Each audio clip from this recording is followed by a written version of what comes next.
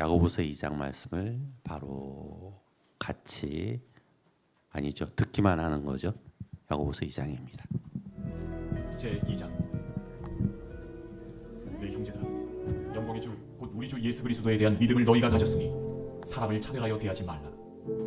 만일 너희 회당에 금가락지를 끼고 아름다운 옷을 입은 사람이 들어오고 또 남루한 옷을 입은 가난한 사람이 들어올 때에 너희가 아름다운 옷을 입은 자를 눈여겨보고 말하되 여기 좋은 자리에 앉으소서 하고 또 가난한 자에게 말하되 너는 거기 서 있든지 내 발등상 아래에 앉으라 하면 너희끼리 서로 차별하며 악한 생각으로 판단하는 자가 되는 것이 아니냐. 내 사랑하는 형제들아, 들을지어다. 하나님이 세상에서 가난한 자를 택하사 믿음에 부유하게 하시고 또 자기를 사랑하는 자들에게 약속하신 나라를 상속으로 받게 하지 아니하셨느냐. 너희는 도리어 가난한 자를 업신여겼도다. 부자는 너희를 억압하며 법정으로 끌고 가지 아니하느냐. 그들은 너희에게 대하여 일컫는 바 그 아름다운 이름을 비방하지 아니하느냐. 너희가 만일 성경에 기록된 대로 내 이웃 사랑하기를 내 몸과 같이 하라 하신 최고의 법을 지키면 잘하는 것이거니와 만일 너희가 사람을 차별하여 대하면 죄를 짓는 것이니 율법이 너희를 범법자로 정죄하리라. 누구든지 온 율법을 지키다가 그 하나를 범하면 모두 범한 자가 되나니 간음하지 말라 하시니가 또한 살인하지 말라 하셨은즉 내가 비록 간음하지 아니하여도 살인하면 율법을 범한 자가 되느니라.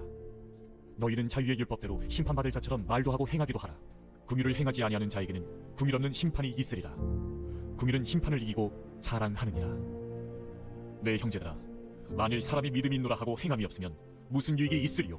그 믿음이 능히 자기를 구원하겠느냐. 만일 형제나 자매가 헐벗고 일용할 양식이 없는데 너희 중에 누구든지 그에게 이르되 평안히 가라, 덥게 하라, 배부르게 하라며 그 몸에 쓸 것을 주지 아니하면 무슨 유익이 있으리요? 이와 같이 행함이 없는 믿음은 그 자체가 죽은 것이라. 어떤 사람은 말하기를 너는 믿음이 있고 나는 행함이 있으니 행함이 없는 내 믿음을 내게 보이라. 나는 행함으로 내 믿음을 내게 보이리라 하리라. 네가 하나님은 한 분이신 줄을 믿느냐? 잘하는도다. 귀신들도 믿고 떠느니라. 아, 허탄한 사람아, 행함이 없는 믿음이 헛것인 줄을 알고자 하느냐?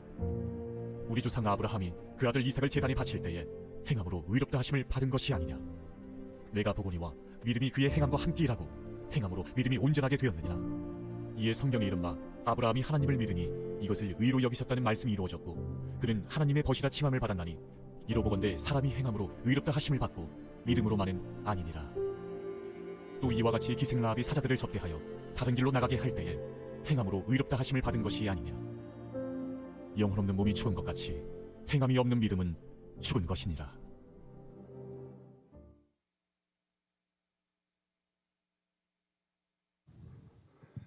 안녕하세요. 말씀을 통해서 우리가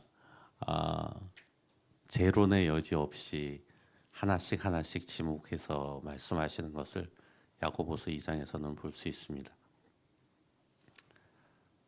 야고보서 2장을 읽었지만 저는 또 다른 구절을 준비를 했습니다. 미가서의 말씀으로 오늘의 말씀을 시작을 해보려고 합니다. 미가서 6장 6절에서 8절의 말씀인데 열심히 외우려고 외웠는데 잘 외웠는지는 잘 모르겠습니다만은 한번 시작을 해보도록 하겠습니다. 처음이 뭐죠?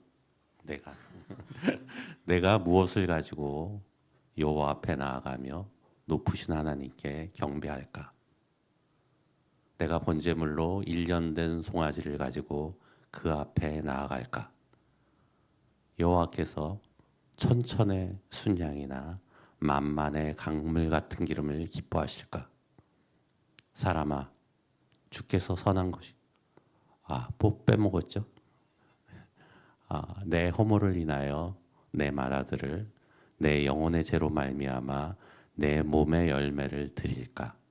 사람아, 주께서 선한 것이 무엇임을 내게 보이셨나니 여호와께서 내게 구하시는 것은 오직 정의를 행하며 인자를 사랑하며 겸손하게 하나님과 함께 행하는 것이 아니냐. 마가서 6장 6절에서 8절의 말씀입니다.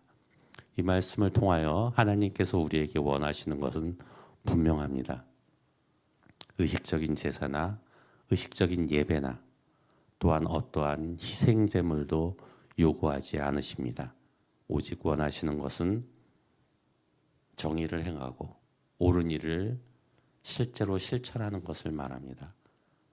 인자를 사랑하며 이웃을 긍휼과 사랑으로 대하여 구현하는 실천하는 사랑입니다. 겸손하게 하나님과 함께 행하는 것, 하나님이 진정 우리를 통하여 원하시는 삶의 태도임을 이 미가서를 통하여 알 수 있습니다. 야고보서 2장도 동일하게 오늘 읽어봤습니다. 1절 사람을 차별하여 대하지 말라. 8절 사람을 차별하여 대하면 범법자가 된다. 13절 긍휼을 행하지 아니하면 긍휼 없는 심판을 받게 된다. 17절 행함이 없는 믿음은 죽은 믿음이다. 이렇게 직접적으로 논란의 여지 없이 명시적으로 성경은 우리에게 말씀하십니다. 우리가 처음 믿음이라는 말씀을 접했을 때, 그리고 변치 않을 구원을 얻었을 때, 믿습니다라는 고백이 있었을 때 믿음은 참으로 저에게 간단하였습니다. 기적적이지만 온 세상과 바꿀 수 없는 일이지만 참으로 단순하게 믿음은 다가왔습니다. 요한복음 3장 16절의 말씀을 마음으로 믿어 입으로 시인한 그 순간 우리는 하나님의 자녀가 되는 권세를 주셨으니까요. 그러나 그 동일한 단어인 이 믿음은 구원 이후 또 다른 삶의 현장에서 부딪히는 다양한 모습 속에서 더 이상 간단한 단어가 되어 있지 않습니다. 그로 인하여 내가 과연 믿음을 제대로 행하고 있는가, 혹시 제대로 믿음을 믿고 있는가, 또 믿음은 믿으면서 제대로 기도하고 있는가에 대해서 고민을 하기 시작하는 거죠. 구원을 얻었을 때의 믿음은 믿습니다라는 고백으로 이루어졌지만 그 구원을 얻은 이후의 삶에 믿음이 적용될 때는 굉장히 다양한 모습으로, 복잡한 모습으로 우리에게 다가옵니다.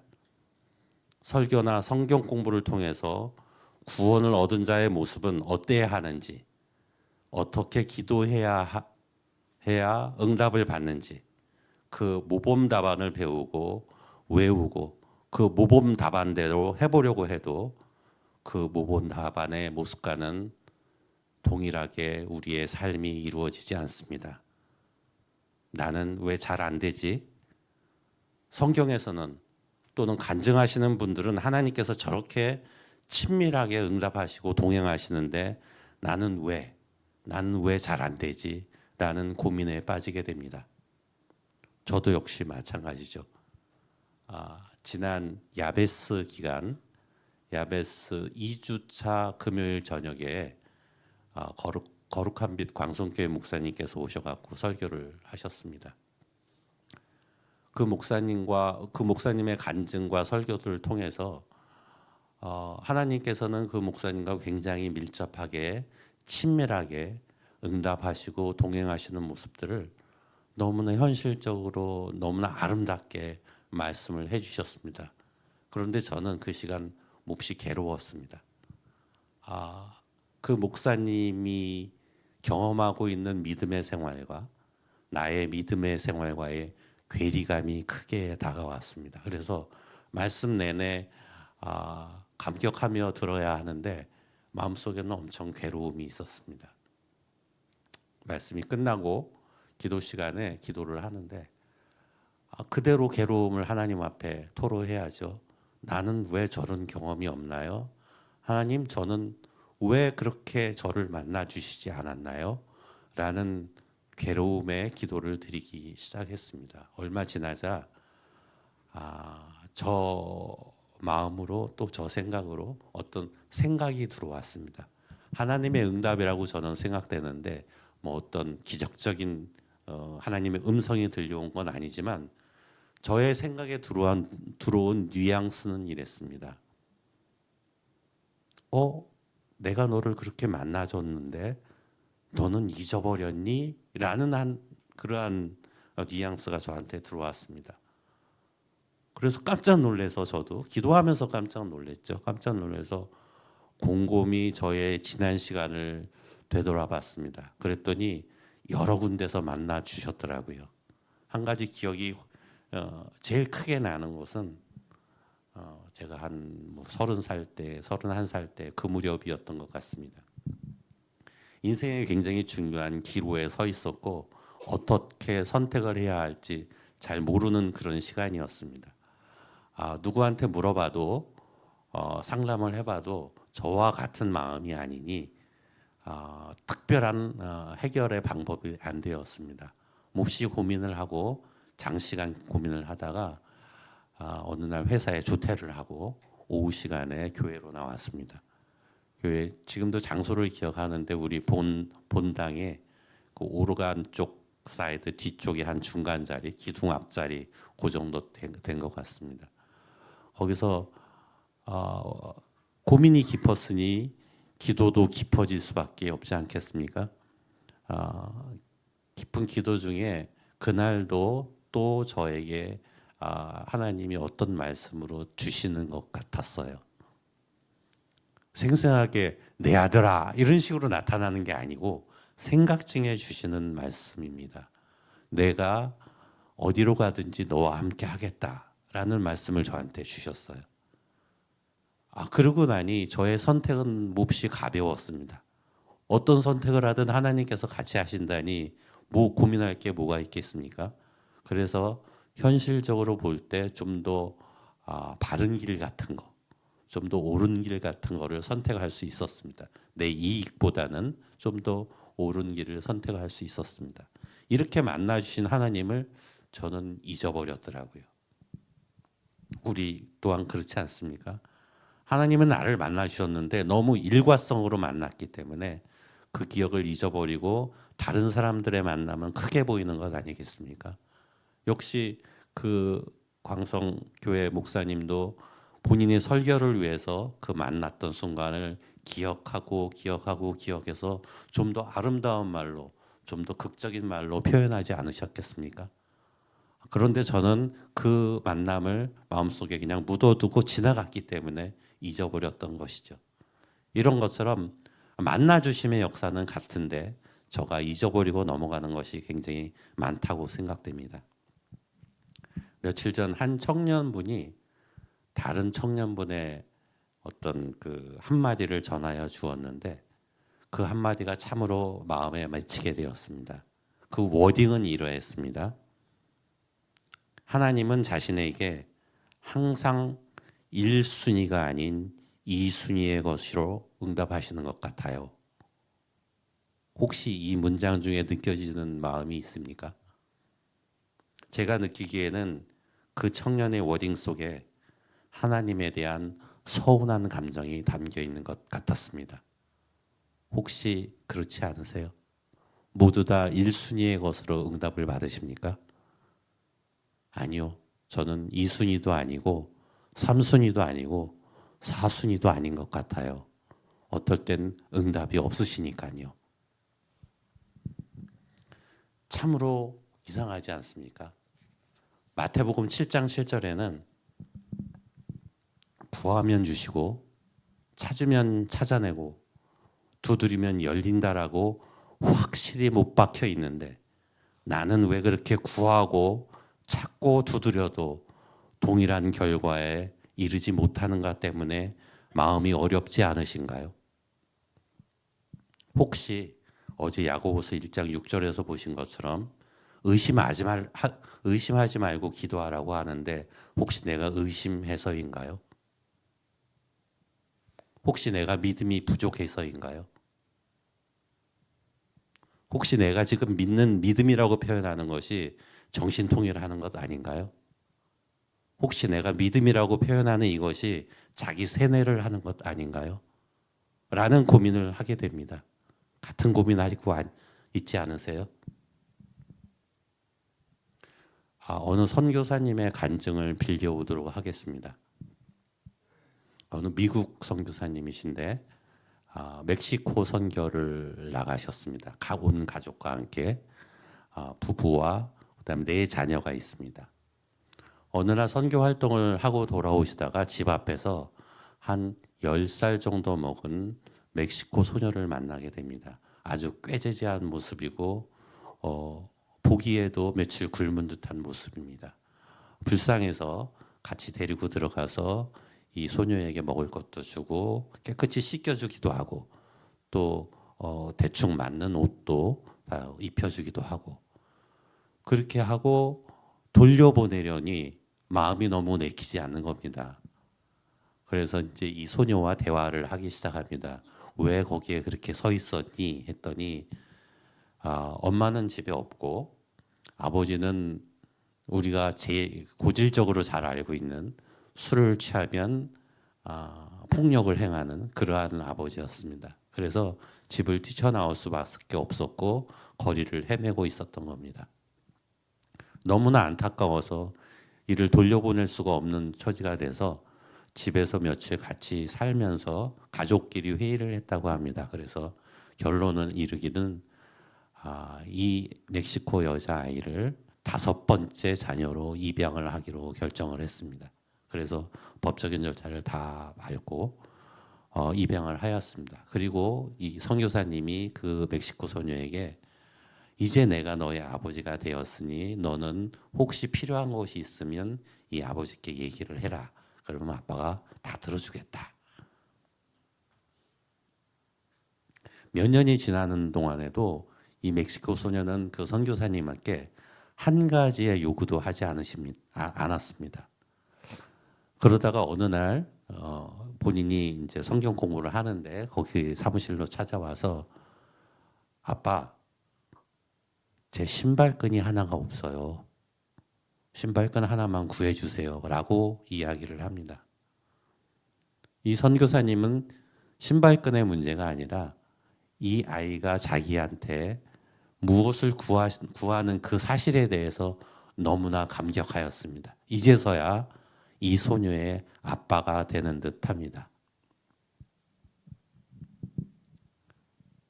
저는 추측할 수 있습니다. 그 선교사님이 말씀은 거기에서 끝났는데 그 선교사님이 신발끈을 구해 주셨을까요? 아니면 새로운 신발을 사 주셨을까요?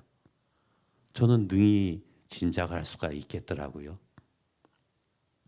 우리가 기도하면서 의심치 말아야 하는 부분은 내가 기도한 대로 1순위의 응답을 주실 거야가 아니고 우리의 기도를 들으시는 분은 선하신 하나님이고 좋으신 하나님이고 선하시고 좋으신 우리의 아버지 되심을 우리를 자녀 삼으시려고 하나님 자신이신 예수님을 십자가에 달리게 하신 그 하나님을 의심하지 말라는 말일 것입니다.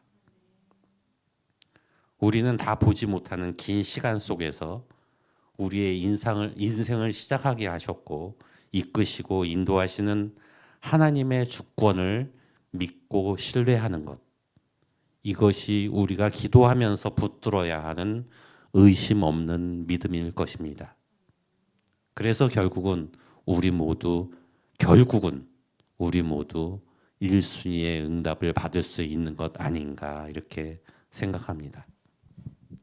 기도란 우리가 필요하고 원하는 것을 얻는 수단이고 방법만은 아니고 하나님이 우리를 지키시는 아버지이심을 경험하도록 하기 위해서 주신 시간이며 그렇게 함으로 하나님 아버지와의 동행을 이루어가는 과정임을 알게 하는 시간일 것입니다. 기도는 우리가 요청한 것을 얻지 못해도 지금 우리와 대화하시는 분은 여전히 우리의 좋은 아버지이심을 경험하는 시간이며 그 아버지와 보내는 시간에는 실패나 의미 없는 시간은 없을 것입니다. 이와 더불어 간과하지 않아야 하는 한 가지는 그 선교사님의 간증 속에서처럼 그 아이가 입양되고 신발끈을 구하기 전 그 시간 동안에도 그 아이는 아버지께 아무것도 구하지 않았으나 모든 삶에 필요한 것들이 그 아이에게 아버지로부터 공급되었음을 의심할 수 없을 것입니다. 우리가 기도하여 응답받는 것보다 기도하지 않아도 하나님께서 우리에게 허락하시는 것들이 더욱더 많기 때문에 1순위의 응답이 무슨 의미가 있으며 2순위의 응답이 무슨 의미가 있겠습니까? 이 부분에서 저는 개인적으로 하나님은 공평하신가에 대한 명제를 자주 생각해 보게 됩니다. 송명희 시인은 가진 재물도 없고 지식도 없고 건강도 없는데도 공평하신 하나님을 외치는데 동의가 되시나요? 하나님은 공평하십니까? 여러분에게? 2순위의 응답도 서운해지고 목사님 간증을 들으면서도 나와 비교해서 불편한 마음이 생기는데 하나님은 불공평하신 것 아닌가요? 누구에게는 5달란트를 주시고 누구에게는 2달란트를 주시고 누구에게는 1달란트를 주시고 현실에 와서 누구에게는 0.1달란트도 주실 것 같지 않은데 그런 하나님은 과연 공평하신가요? 어떤 사람은 좋은 집안에 태어나고 어떤 사람은 머리도 좋고 그래서 공부도 잘하고 우리가 시쳇말로 이야기할 때 잘생기기도 하고 예쁘기도 하고 성격까지 좋은 사람도 있습니다. 어떤 사람은 머리는 좋지 않은데 인내력이나 끈기력이 있어서 결국에는 성과를 얻어내는 사람이 있습니다. 그런데 나는 그 어느 것 하나 적용이 되지 않는데 나한테 과연 하나님은 공평하신가요? 이런 주제에 관해 저는 우리 청년분들의 생각을 묻고 듣고 싶은 생각이 많이 있습니다. 또 이 자리에 참여하지 못하고 동영상형으로 참여하거나 혹시라도 다른 어떤 방식으로도 접하게 되는 혹시 혼자만의 세계에 칩거하고 있거나 마음을 닫고 있는 청년분들과 마음을 나누고 싶습니다. 조금 전에 열거했던 모든 상황들을 보면 하나님은 전혀 공평하지 않으십니다.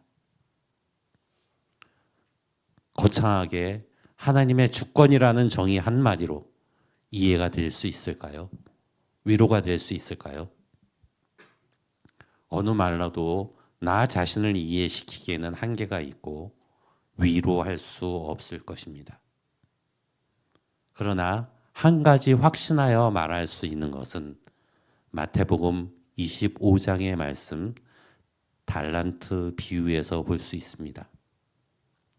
착하고 충성된 종아 내 주인의 즐거움에 참여할지어다 하시며 몇 달란트 주신 것과는 아무런 관계없이 동일한 상을 주십니다. 5달란트 주신 분에게도 2달란트 준 사람에게도 동일한 상을 주십니다. 그 상에는 차별이 없습니다. 단지 많이 준 자에게는 많이 요구하시고 적게 준 자에게는 적게 요구하십니다. 5달란트를 준 자에게는 5달란트를 요구하셨고 0.1달란트를 준 나에게는 0.1달란트를 요구하시는 것 같습니다. 그리고 그에 따른 상은 차별이 없습니다. 우리는 0.1달란트만 남기려는 분투만 하면 됩니다. 5달란트와 비교할 필요가 없습니다. 상은 같으니까요. 이 부분이 공평하신 하나님인 것입니다. 그래서 송명희 시인은 0.0001달란트도 받지 않은 인생이지만 못 본 것을 보았고 듣지 못한 음성 들었고 남이 받지 못한 사랑 받았고 모르는 것 깨달았다라고 노래하며 공평하신 하나님을 노래하며 외치는 것입니다. 혹시 0.1달란트를 받았다고 느끼시는 분 있으십니까? 우리 0.1달란트의 분투만 하시죠. 한쪽 신발에 신발끈을 달라고 기도하면 그 순간 하나님과 동행의 힘을 얻을 것이라고 확신합니다. 반복적으로 지속적으로 기도하는 것은 기도의 숫자를 채우는 것이 아니고 우리의 간절함과 절실함의 표현이며 우리의 마음을 온전히 하나님 앞에 표현하는 방법인 것입니다. 그래서 0.1달란트 받은 나도 하나님 자신이신 예수님을 죽음에 내어놓기까지 사랑하시어 구원하신 자녀이며 5달란트 받은 자와 동일한 상을 받은 자녀임을 잊지 않았으면 합니다. 혹시 몇 분은 아시겠지만 저는 우리 신해가 푸른나무 교회에서 한 20여 년 이상 성가대 지휘를 했습니다. 학생 성가대도 했고요. 우리 예루살렘 성가대 지휘를도 했고요. 시온 성가대도 지휘를 할 수 있는 귀한 영광을 누렸습니다. 음악 전공도 하진 않은 저인데 어느 날 느닷없이 원로 목사님께서 신 선생 이리 와봐 그러더니 중고등부 지휘하시는 전도사님이 갑자기 사임을 하셨는데 대타로 해봐 라고 말씀을 하시는데 목사님 말씀하시는데 제가 거절할 수 있겠습니까? 네 하겠습니다 라고 하고 뒤돌아서니 너무 캄캄했습니다. 물론 대학 시절 합창반 활동도 했었고 그다음에 성가대도 꾸준히 참석하곤 하였지만 지휘는 또 다른 세계였습니다. 매주 선곡하는 것도 어려웠고 그다음에 어설픈 지휘로 우리 학생들을 지휘하는 그 상황도 상당히 어려웠습니다. 그 당시에는 인터넷이 발달하지 않아서 자료를 찾아내기에도 너무나 어려웠습니다. 그냥 할 수 있는 것은 우선 지휘책을 사갖고 지휘 교본이죠. 그걸 찾아서 읽어봤는데 도대체 이해할 수 없는 말로 도배가 되어 있었습니다. 물론 공부를 조금은 해봐서 아는 건 모를 때도 여러 번 다독을 해보면 어느 정도 깨우침이 온다는 것은 알고 있지만 그래도 너무나도 모르는 말, 독일 말로 표현이 되어 있는 것 같은데 어쨌든 너무나도 어려웠습니다. 그래서 어쨌든 뭐 할 수 있는 건 읽고 또 읽고 하는 방법밖에 없죠. 그리고 여기 그 반포의 그 고속버스 터미널 앞에 가면 기독교 백화점이 몇 개가 있지 않습니까? 거기에 가서 제가 구입할 수 있는 책들은 성가 악보들은 모두 다 구입을 했습니다. 그렇게 해갖고 집에 와서 이렇게 한 권 한 장 한 장 넘어가는데 제가 딱 악보를 보면 악보에 그 연주하는 그 상황이 딱 떠오르면 제가 얼마나 좋겠습니까? 그렇지 않죠. 리듬도 하나 익혀가야 되고 도대체 이 곡은 어떻게 펼쳐지는 것인지 고민을 해봐야 됩니다. 제가 피아노도 배운 게 아니어서 그냥 단지 기타로 뭐 간단한 뭐 이런 것들만 칠 수 있는 그런 상황이었는데 그렇게 해서 선곡해 가는 과정이 너무나도 어려웠습니다. 그리고 지휘라는 세계에 좀 들여다보니 해야 하는 것들이 너무나 많았습니다. 우선 지휘법도 배워야죠. 그다음에 소리를 어떻게 만들어 가는지 성악과 같은 그러한 부분도 알아야죠. 가끔 가다 보면 곡이 마음에 들지 않아서 약간의 편곡도 좀 해야 됩니다. 또 그렇기 때문에 음악적인 기본 지식도 알아야 되죠. 또 보다 보면 시대별 곡이 또 있기 때문에 각 시대에서 어떻게 그것을 해석했는지 그런 해석의 방법도 알기 위해서는 음악사도 좀 공부를 해봐야 되겠더라고요. 상당히 많은 분야를 공부를 해야 되더라고요. 그래서 맨 처음에 할 수 있었던 것은 우선 피아노를 배우자 해갖고 피아노 학원에 등록했습니다. 또 한 가지는 성악 레슨을 배우기 위해서 성악 레슨하는 분을 찾아가고 성악 레슨을 하였습니다. 피아노는 어디까지 했는지 잘 기억이 안 나는데 아마 체르니 100은 맞췄던 것 같습니다. 제법 했죠. 그리고 성악 레슨도 이제 받으러 다녔는데 성악 레슨은 받는 게 저한테는 중요하지 않았습니다. 그러니까 그 레슨 하시는 분이 다른 분들의 레슨을 하는 그 광경을 보면서 어디에서 어떤 소리를 요구하는지 그런 모습을 보는 게 저한테는 중요했습니다. 그래서 소리를 구별해내는 방법 그런 것들이 굉장히 중요했습니다. 이런 세월을 지나다가 어떻게 우연히 각 교회 성가대 지휘자들을 위해서 개설되어 있는 비공식 대학이라고 하죠. 그런 대학을 발견하게 됩니다. 그래서 4년제 과정인데 지휘 이제 수업의 첫 시간 1학년 첫 1학기 첫 클래스의 첫 수업에 들어가니 수업을 진행하시고 숙제를 내줍니다. 숙제를 내주는 게 그 숙제의 내용이 이런 지금 제가 지금 여기 갖고 있는 이 A4를 한 20등분을 하라고 합니다. 20등분을 해서 거기에다가 첫 숙제가 이겁니다. 사박자 지휘 도용을 그려오라는 겁니다. 10장씩. 일주일의 시간인데 10장씩 그려오도록 하더라고요. 사박자 도용은 저한테는 쉬워 보였어요. 근데 정작 그리려고 하다 보니 신경 쓸 부분이 굉장히 많더라고요.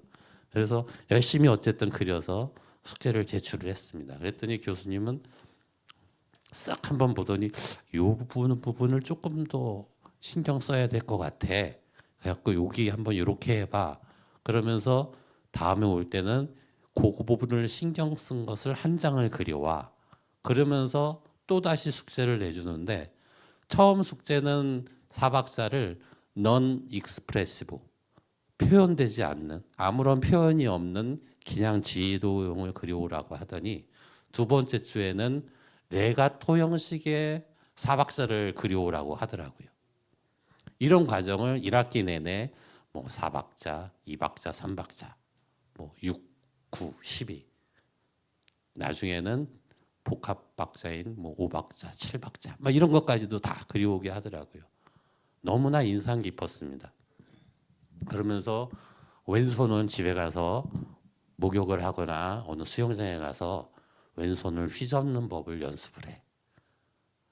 그 방법도 얘기를 해주시고 그것도 실제 수업 시간에 실현을 하게 하더라고요. 굉장히 저한테는 인상 깊은 그런 시간이었습니다.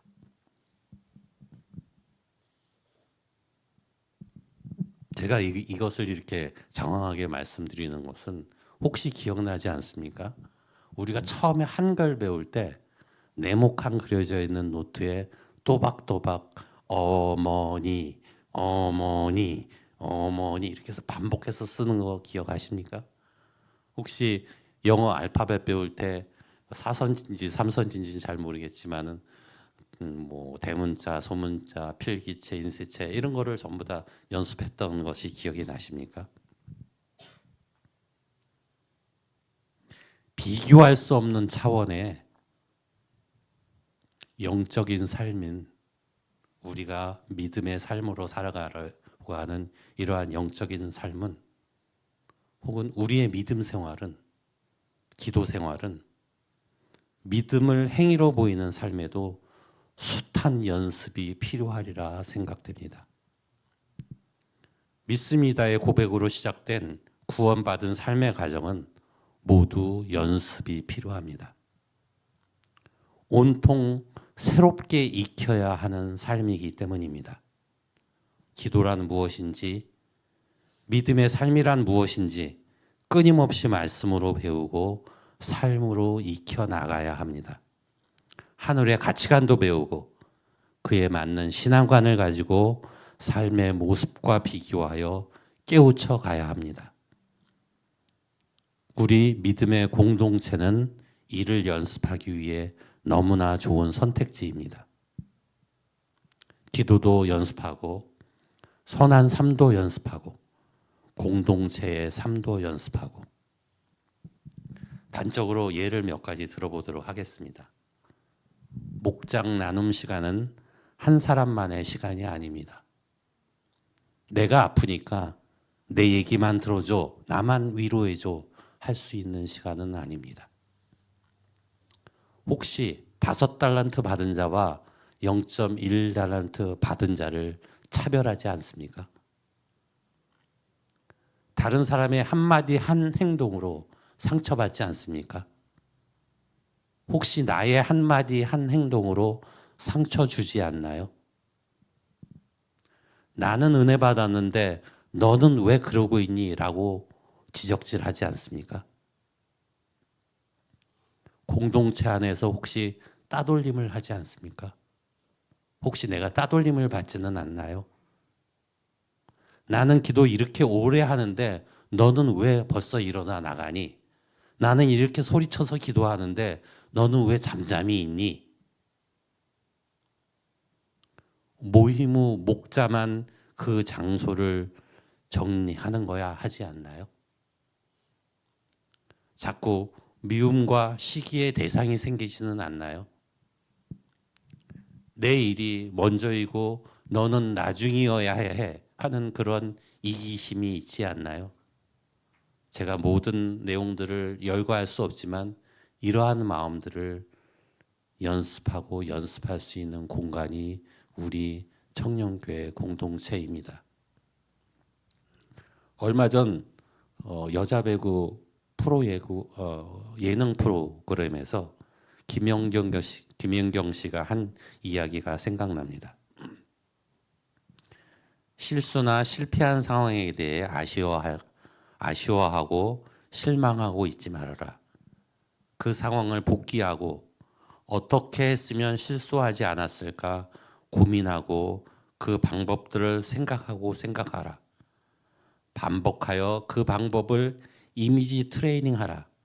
어느 순간 동일한 상황이 발생했을 때 왔구나, 됐다, 이때구나 라고 하면서 이미지 트레이닝 했던 방법을 쓸 수 있고 그 방법으로 성공할 수 있을 것이라는 그분의 말씀이 굉장히 인상에 남았습니다.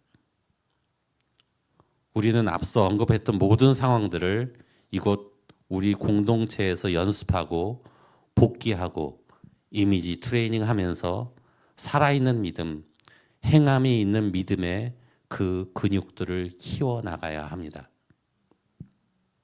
그래서 세상에서도 그 근육들을 동일하게 사용할 수 있을 것입니다. 끊임없이 기도하며 생각하며 연습하며 그런 믿음의 근육들을 키워나가야 합니다. 그러면서도 우리는 끊임없이 하나님 앞에 서야 합니다. 하나님 앞에서 과연 나는 누구입니까?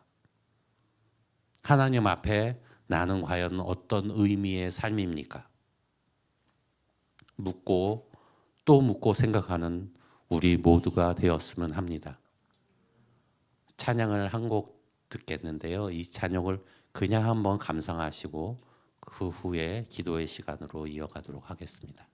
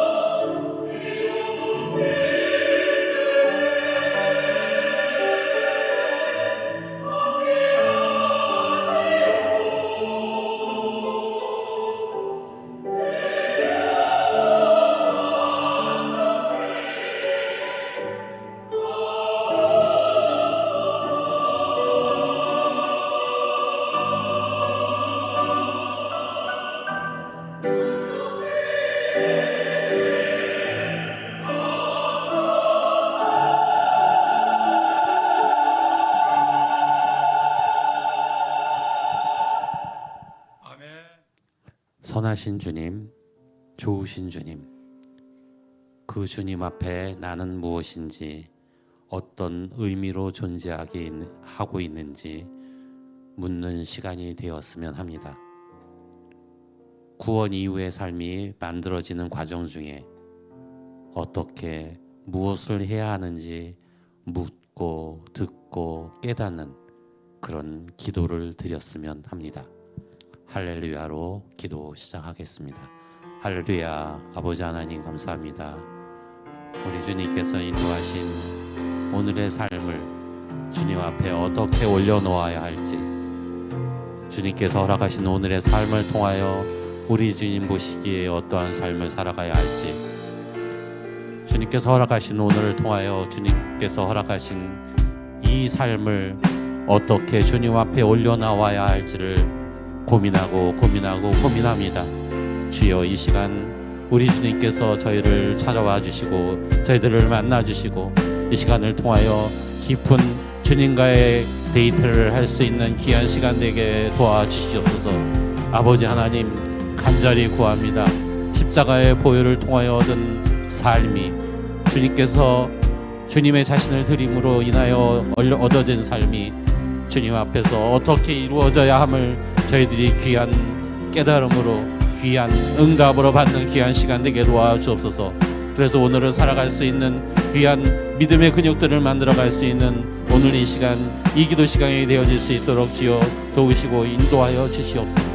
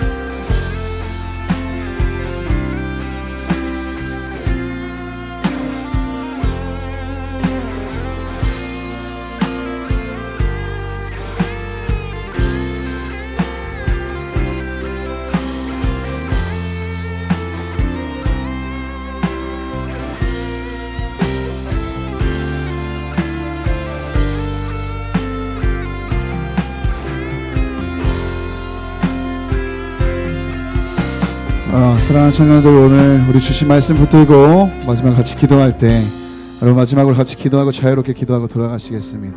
우리 미가서 말씀처럼 오직 공의를 행하고 인자를 사랑하며 겸손하게 하나님과 함께 행하는 것이 오늘 우리에게 주신 하나님 말씀인 줄 믿습니다. 야고보서 2장의 말씀처럼 하나님 차별 없이 대하게 하시고 남과의 비교가 아닌 하나님의 신실하심과 주권 속에 살아갈 수 있도록 도와주시고 하나님이 우리의 선하시고 신실하신 아버지임이 믿어지는 날이 되게 하여 주옵시고 하나님 우리가 알 수 없는 시간과 공간 속에서도 일하고 계시고 공급하시며 가장 좋은 것으로 응답하시는 분임이 믿어지는 날이 되게 하여 주옵소서. 숱한 우리 삶 속에 반복과 실패와 좌절 속에서도 하나님 절망하지 않고 다시 일어나 하나님 주님 원하시는 기뻐하시는 삶을 향하여 나아가는 오늘 우리의 삶이 되게 하여 주옵소서. 우리 주님의 이름 부르고 마지막으로 기도하고 자유롭게 기도하고 돌아가시겠습니다. 기도합니다. 주여, 살아계신 아버지 하나님, 아버지 오늘 이 하루를 주님 앞에 올려드리며 나아갑니다.